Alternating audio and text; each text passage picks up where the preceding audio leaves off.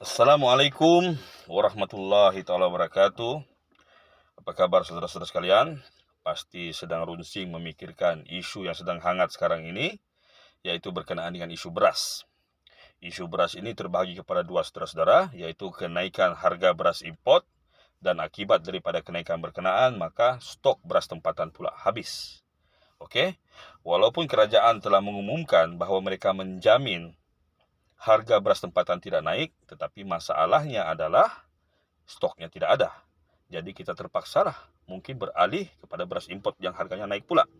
Ini seolah-olah telah dirancang, saudara-saudara. Kalau kita lihat, mereka menaikkan harga bukan kedua-duanya, cuma satu. Tapi apabila demand kepada beras yang kurang tadi sudah tidak ada, maka sudah tentu orang terpaksa membeli beras import. Tetapi tahukah saudara-saudara bahwa isu kenaikan harga beras ini sebenarnya sudah lama dirancang? Bukan berlaku secara mendadak sekarang. Sudah lama dirancang, saudara-saudara. Kalau kita perhatikan betul-betul, di peringkat awal penubuhan kerajaan Madani, tentang bagaimana hal ini sudah pun mereka ketahui akibatnya nanti. Pertama sekali, saudara-saudara, mereka memikirkan bahwa industri beras merupakan satu industri yang sangat penting. Bukan saja beras sebagai satu komoditi, tapi beras merupakan makanan ruji kepada seluruh 34 juta rakyat Malaysia. Makanan ruji ini maksudnya makanan yang mengenyangkan, dalam bahasa Inggris staple food. Oke. Jadi mereka melihat bahwa ada loophole ataupun ada kepincangan dalam sistem harga beras ini jika ianya tidak dimonopoli lagi oleh pihak tertentu. Maka tindakan pertama yang diambil oleh kerajaan Madani ini pada ketika itu adalah dengan meletakkan seorang menteri yang sangat-sangat inkompeten atau tidak mempunyai keupayaan yang baik untuk menjaga sebuah kementerian. Bagaimana mereka tahu menteri ini tidak inkompeten? Mereka merujuk kepada track record beliau sewaktu menjadi menteri Pakatan Harapan 1.0 22 bulan dulu.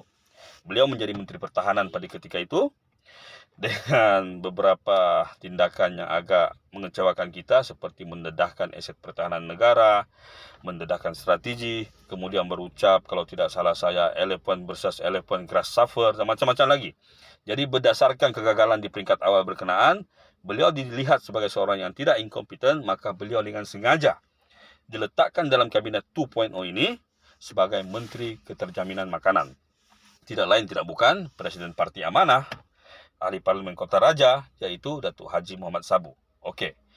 Step pertama, lantik menteri yang senang untuk orang bilang inkompeten lah, ya, senang untuk dimanipulasi nanti.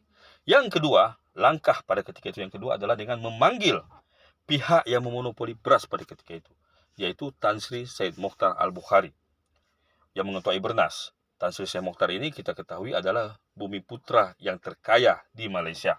Okey, bukan saja beliau dipanggil untuk menghentikan monopoli beras, malahan beliau diarahkan untuk membayar 50 juta kononnya sebagai ganti rugi kepada petani.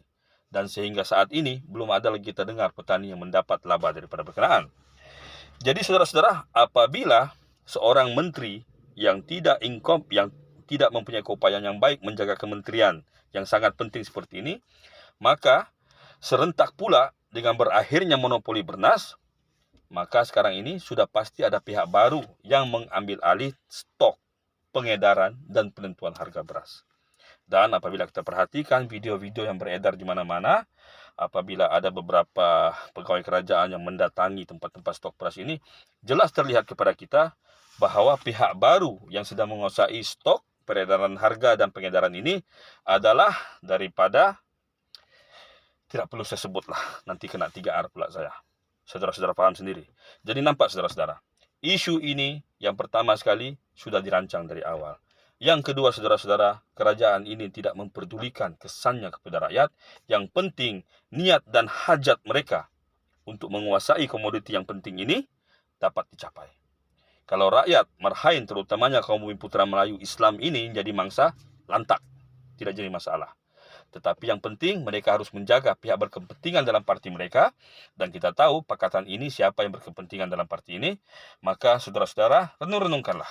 Kalau ada pendapat baru atau mau menyanggah pendapat saya, silakan komen di ruangan komen. Mungkin kita boleh bincang sama-sama. Wallahu a'lam bishawab. Assalamualaikum warahmatullahi taala wabarakatuh.